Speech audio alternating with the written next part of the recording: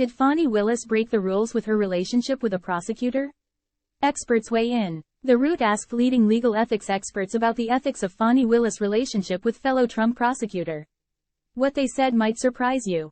A major revelation from Georgia's Fulton County District Attorney Fani Willis last week caused upheaval in one of the most important cases of the last decade. On Friday, Willis admitted to a personal relationship with Special Prosecutor Nathan Wade, who is working on the Georgia election fraud prosecution of Donald Trump and his 18 co-defendants.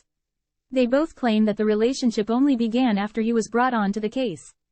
Trump and some co-defendants are seeking to disqualify Willis and her office from the case and have it dismissed, arguing that Wade and Willis' relationship tainted the investigation.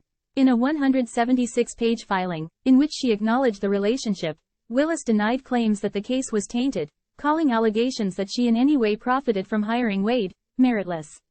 The Root spoke to leading legal ethics experts to understand whether Willis should recuse herself from the case and, perhaps more importantly, what this means for Trump's would-be prosecution.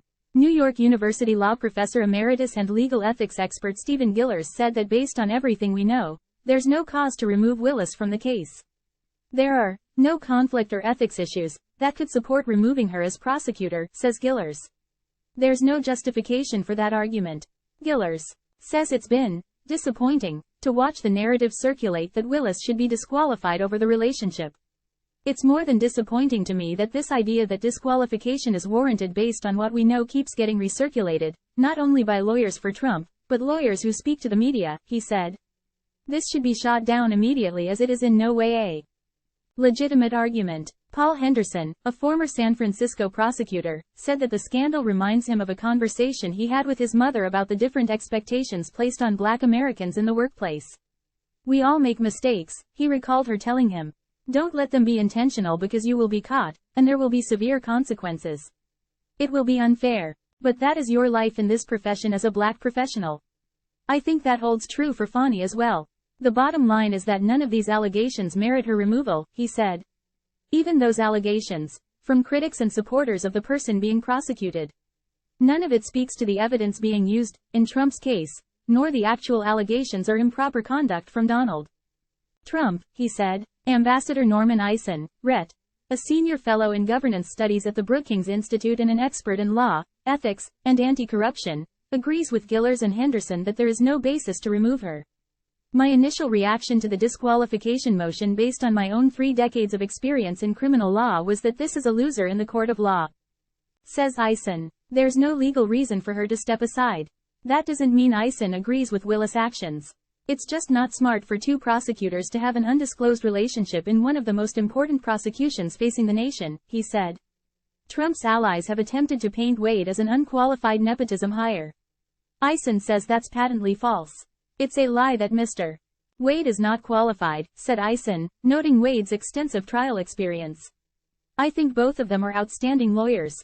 However, Eisen argued that for the sake of preserving public trust, Wade should step down from his role.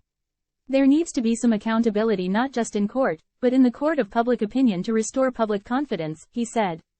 I think Mr. Wade should follow up his successful career and his success in this case, by voluntarily stepping away to help bring an end to this controversy.